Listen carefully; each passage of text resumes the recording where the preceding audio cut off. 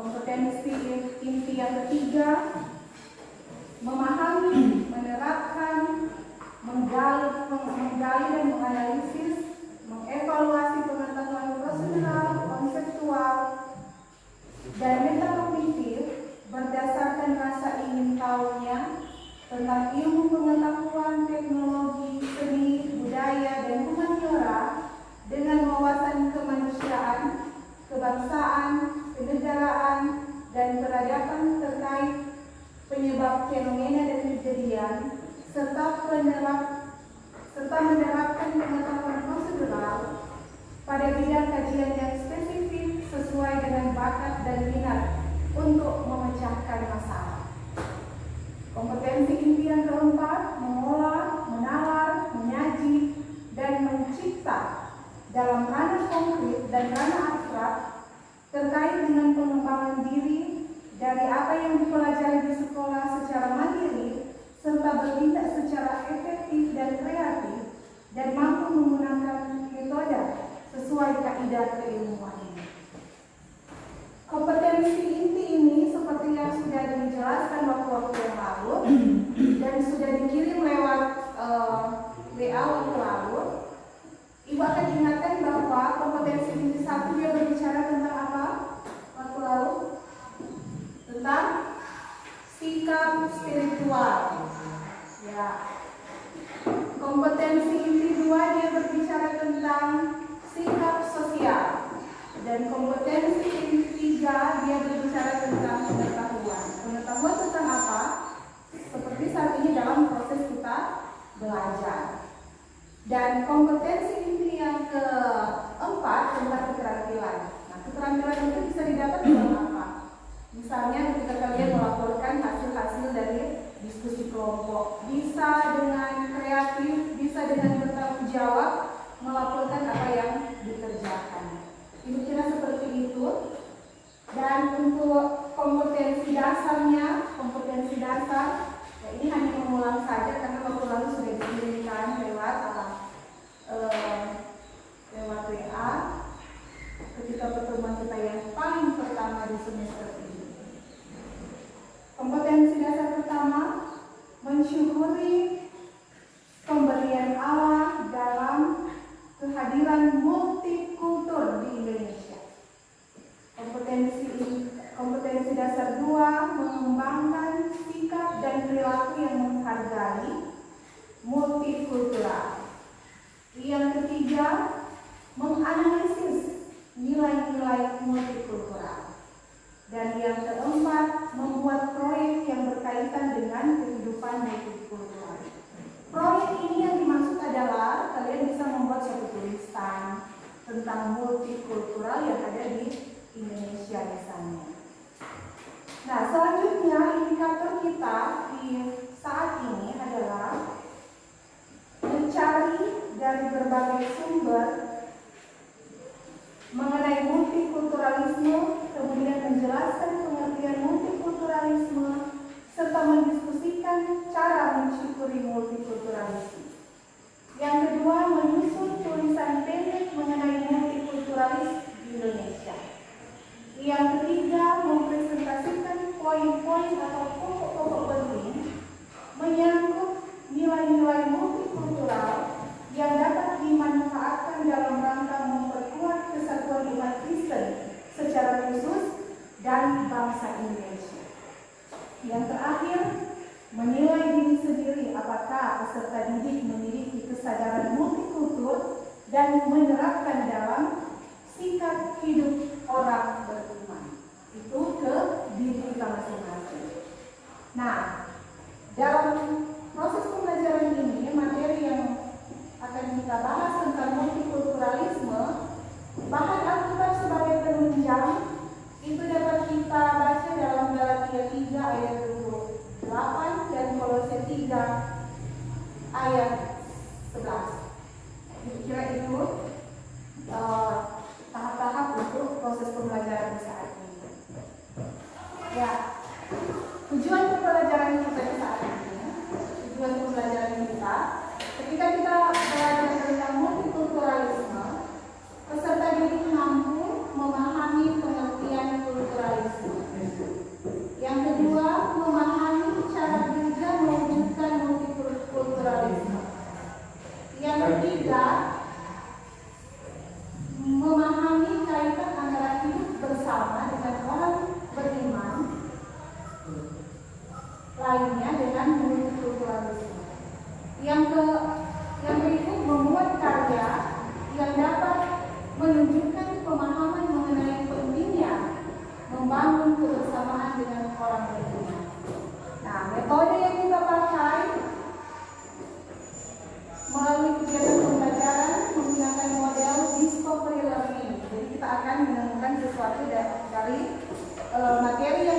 berikan, entah kalian temukan itu di internet atau sumber lain yang menunjang proses pembelajaran ini. Dengan pendekatan saintifik yang tentunya peserta didik mampu mengamati, membaca, menuliskan, menyelesaikan, dan mempresentasikan hasil yang kita pelajari di depan kelas ini. Nah, ketika kita belajar tentang multikulturalisme ini, sesuai dengan topik ada bahan Alkitab yang akan kita menjadi penutup kita dalam pembahasan ini, sebenarnya di sekolah, di SMA, pembelajaran ini adalah pembelajaran yang bisa dikatakan sebagai peserta didik kita mampu untuk mengamati hal-hal yang terjadi di sekitar kita. Ya, apa saja itu? Tentu berhubungan dengan lingkungan masyarakat yang ada, bukan cuma keluarga, tetapi di lingkungan masyarakat. Ada yang bisa mengungkapkan apa itu multikultural? Ada? Orang? Boleh? Ya, apa tadi yang kita bilang multikultural? Apa? Ya, multikultural adalah keberagaman, tetapi keberagaman yang dimaksudkan oleh multikultural ini bukan tentang kemajemukan atau pluralisme, tidak sama. Karena akan lain pembahasannya. Kalau plural, kita bisa memahami bahwa itu kemajemukan. Kita bisa menerima perbedaan-perbedaan yang ada. Tetapi ini multikulturalisme, dia bersifat homogen. Kita berada di satu tempat, namun memiliki perbedaan-perbedaan. Kita ada di Indonesia, tetapi memiliki perbedaan budaya, perbedaan agama, dan perbedaan etnis. Nanti lebih dalam kita akan lebih memahami kita ini multikulturalisme. Nah, saat ini bagi teman-teman yang ada di rumah maupun yang ada di sekolah dalam proses tatap muka ini, kita akan membuat kelompok. Teman-teman yang hadir saat ini mereka akan mewakili teman-teman atau kelas yang ada, kelas bahasa 12, IPA 1, IPA 2, dan kelas IPS. Ada yang nggak sempat disebut? Nah, semua disebutkan ya. Oke. Kita akan membahas yang pertama. Kelompok 1 masyarakat multikultur Indonesia. Itu diwakili oleh Henry. Ya. Kelompok 2 diwakili oleh Oktri, membangun analisis berdasarkan cerita. Lanjut. Kelompok 3 Pongli, apa kata Alkitab mengenai multikulturalisme? Dan kelompok 4 Juan mewakili teman-teman yang ada menerapkan kesadaran dalam praktik hidup multikultur. Ya. Jadi keempat topik ini akan dilaporkan oleh yang mewakili dan hadir saat ini. Oke. Nanti sebentar ketika pelaporan ada yang tidak jelas atau ada yang kurang jelas atau ada yang tidak dimengerti, boleh bertanya. Ya. Ya, setelah kita berdiskusi, kita akan dengarkan laporan masing-masing kelompok. Saat ini diberikan kesempatan kepada kelompok yang pertama tentang masyarakat multikultur di Indonesia. Silakan.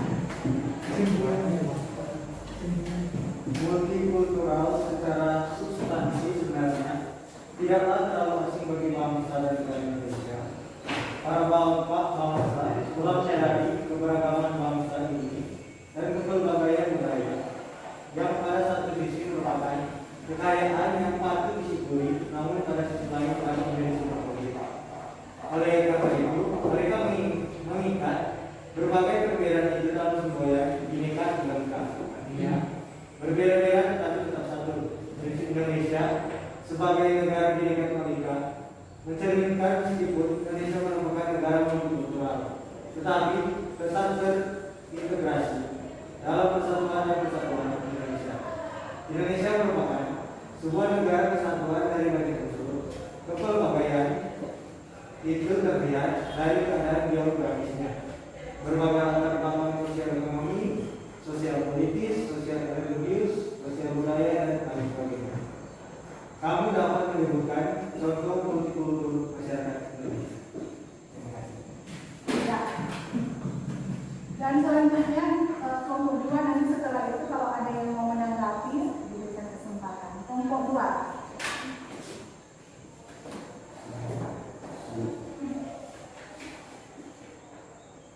Sandra adalah orang Jawa yang tinggal di Prancis. Dia adalah seorang gadis yang sangat berbakti pada orang tuanya. Orang tuanya tinggal di Surabaya. Mereka berasal dari suatu kota di Jawa Tengah. Mereka merasa bahwa Sandra perlu mengenal dunia luar. Maka kedua orang tuanya menyekolahkan Sandra di Paris, Prancis. Dia menjadi gadis yang cerdas, kritis, dan sangat mencintai orang tuanya. Di Paris, dia berhasil menyelesaikan skripsinya dengan gemilang, bahkan menjalin hubungan serius dengan teman sekolahnya, seorang laki-laki Prancis. Mereka siap untuk menikah dan membina hidupnya. Namun, orang tua Sandra memiliki rencana berbeda.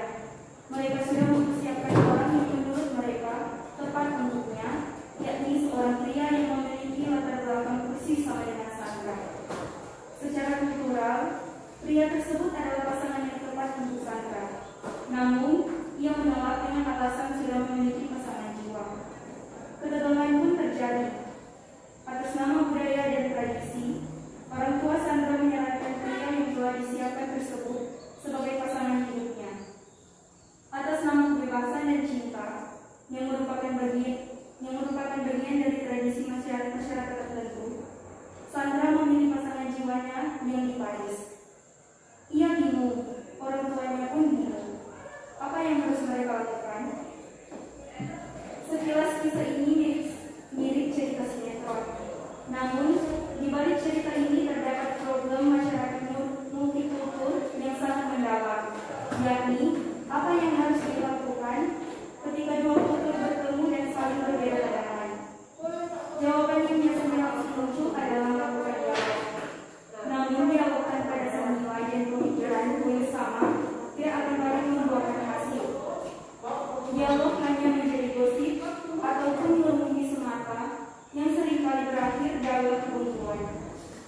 Berdasarkan kejadian tersebut, yang diperlukan adalah menemukan dasar nilai yang sama untuk menjadi titik tolak dari dialog. Sebelum itu, inti masalah dari ketegangan kultural yang terjadi juga perlu dipahami.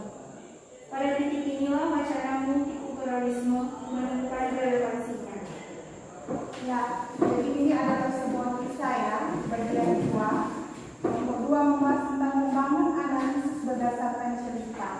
Jadi ada cerita seorang gadis yang luar biasa dengar-dengaran, kalau di sini dikatakan seperti itu. Namun ketika dia harus diperhadapkan dengan orang tua dan pilihan hidup mendampinginya, bukan berarti dia menyepelekan apa yang dipilih oleh orang tua, tetapi dia akan menjalani hidup dengan mungkin orang yang dia cintai, yang menurut dia baik, yang menurut dia bertanggung jawab. Nah, pilihan di sini terletak kepada Sandra, terletak kepada setiap orang. Dan ketika kita menentukan pilihan, pastikan pilihan kita itu bukanlah pilihan yang salah. Karena kalau pilihan kita salah, akan berpengaruh di masa depan. Nah, dari refleksi kelompok 2 ada yang menanggapi? Tidak. Ada atau tidak? Ya. Tapi mengerti ya? Ya, oke. Kita masuk ke kelompok 3. Apa kata Alkitab mengenai kulturalisme? Alkitab tidak berbicara secara khusus mengenai kulturalisme. Namun dalam kaitannya dengan kisah, kasih, kebaikan, kesetaraan, dan keselamatan itu diberikan bagi semua manusia tanpa kecuali. Dalam kitab Perjanjian Baru, Galatia 3:8 tertulis semua manusia yang berasal dari berbagai suku, bangsa serta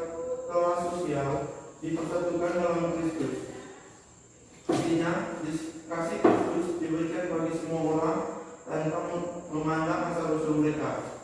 Kolose 3 ayat 11 lebih mempertegas lagi orang tanpa memandang bahwa Kristus adalah semua dan di dalam segala sesuatu. Menjadi manusia baru dalam Kristus berarti manusia yang tidak lagi melihat sesamanya dari perbedaan latar belakang suku, bangsa, budaya, kelas sosial, atau kaya dan miskin, pandangan hidup, kebiasaan, dan lain-lain. Menjadi manusia baru artinya orang beriman yang telah menerima keselamatan dalam Yesus Kristus wajib menerima, menghargai, dan mengasihi sesamanya tanpa memandang berbagai perbedaan yang ada. Iya, oke. Jadi mau ditekankan di sini bahwa apa kata Alkitab mengenai pluralisme?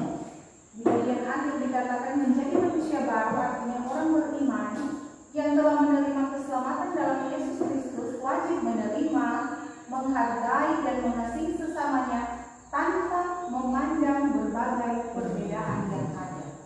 Perbedaan status sosial, perbedaan agama, perbedaan suku, ras, etnis, dan gender.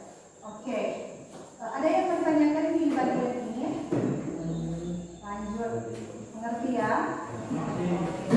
Yang agak susah sebenarnya ketika kita mampu mempraktikkan itu dalam kehidupan kita sehari-hari. Ya, kita lanjut ke kelompok yang terakhir. Menerapkan kesadaran dan praktik hidup multikultural.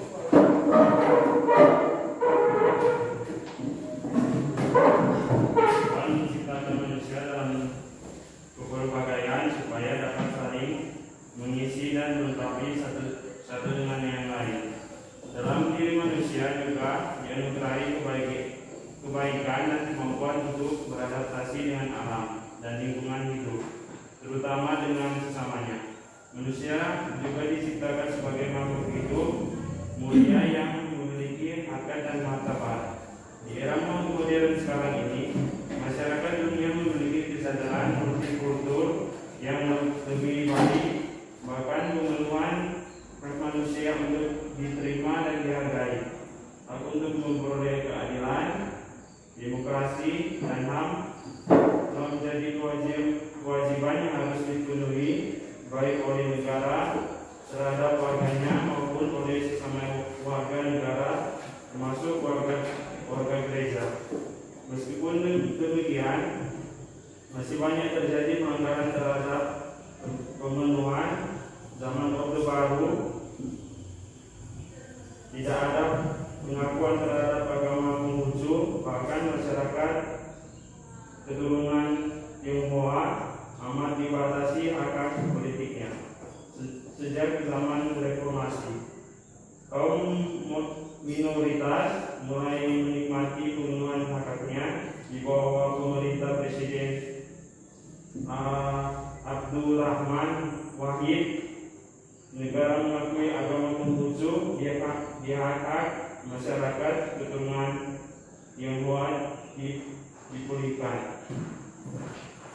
Jadi sebagai dalam penerapan kesadaran dan praktik hidup multikultural. Di sini ada satu contoh di bagian akhir bahwa di Orde Baru ketika dipimpin oleh Presiden kita tadi Abdurrahman Wahid, dia memberikan kesempatan kepada atau mengakui di negara kita ada pengakuan terhadap agama Konghucu. Nah, dengan demikian mereka dilegalkan di Indonesia dan mereka tidak lagi merasa ada ketakutan, ada was-was dan lain-lain sebagainya. Dari pembelajaran ini dapat kita simpulkan bagaimana yang dipahami dengan multikulturalisme. Ya, silakan. Multikulturalisme adalah tuntutan untuk menerima serta memperlakukan semua orang di dalam berbagai perbedaannya sebagai manusia yang bermartabat dan makhluk mulia ciptaan Tuhan. Ya. Intinya di sini adalah bukan hanya kita mengakui bahwa ada kemajemukan, ada pluralisme, tetapi di sini menuntut kita kita untuk menerima dan memperlakukan semua orang itu sama. Yang sangat mencolok mungkin bagi kita ketika kita memperhatikan ada orang yang memiliki perekonomian lemah dan orang yang memiliki perekonomiannya di atas. Diperlakukan oleh satu orang. Ketika dua orang itu datang bersama-sama, kita melihat bahwa orang yang memiliki perekonomiannya di bawah seringkali tidak diperhatikan sebagaimana mestinya. Dan orang yang memiliki perekonomiannya di atas luar biasa perhatian. Jadi dari sini kita belajar bagaimana kita bisa menghilangkan perbedaan pandangan yang demikian. Itu dapat kita lakukan mulai dari diri kita sendiri, bagaimana kita memperlakukan orang lain. Nah, sampai di sini masih ada yang mau dipertanyakan atau sudah jelas dengan multikulturalisme ini? Jadi intinya daripada ujung-ujungnya kita mampu untuk menerima segala macam perbedaan tanpa harus menjadikan perbedaan itu sebagai sesuatu yang merusak atau memecah belah. Ya, boleh seperti itu. Di penghujung pembelajaran kita saat ini bisa kita simpulkan bahwa Allah menciptakan manusia dalam kepelbagaian suku, bangsa, ras, budaya, geografis, agama, adat, serta kebiasaan. Kepelbagaian itu tentu mempengaruhi cara pandang seseorang terhadap kehidupan. Namun, harkat dan martabat semua manusia sama di hadapan Allah. Oleh karena itu, setiap orang terpanggil untuk menerima dan menghargai berbagai perbedaan yang ada secara kritis dan rasional dalam bersikap terhadap kepelbagaian. Acuan kamu adalah Alkitab, di mana kamu diajarkan untuk menerima dan mengasihi sesama tanpa memandang berbagai perbedaan yang ada. Kamu dapat membangun pertemanan dan persahabatan tanpa memandang berbagai perbedaan, namun disertai dengan sikap kritis dan rasional. Artinya mencari hal yang positif dan negatif berdasarkan ajaran Alkitab. Jangan karena dikatakan menerima semua perbedaan, hal-hal yang tidak baik pun kita terima. Tidak seperti itu. Jadi harus kritis dan rasional. Nah, untuk tugas rumah kalian bisa lihat di halaman 80.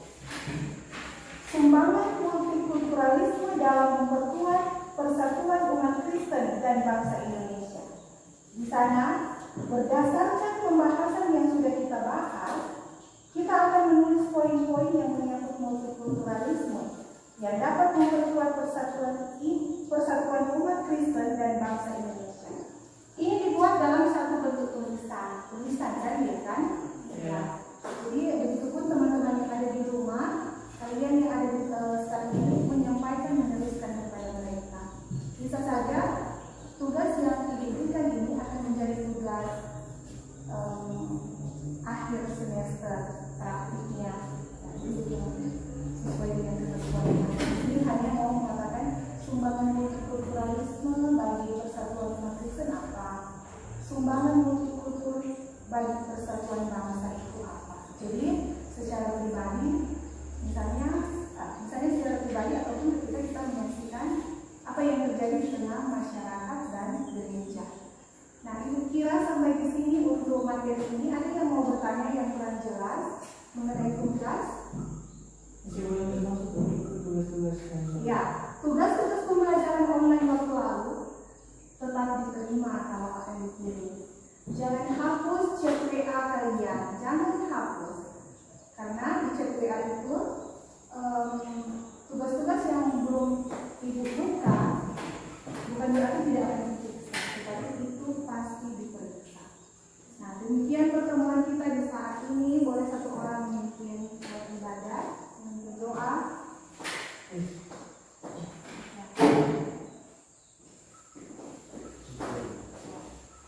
Tuhan,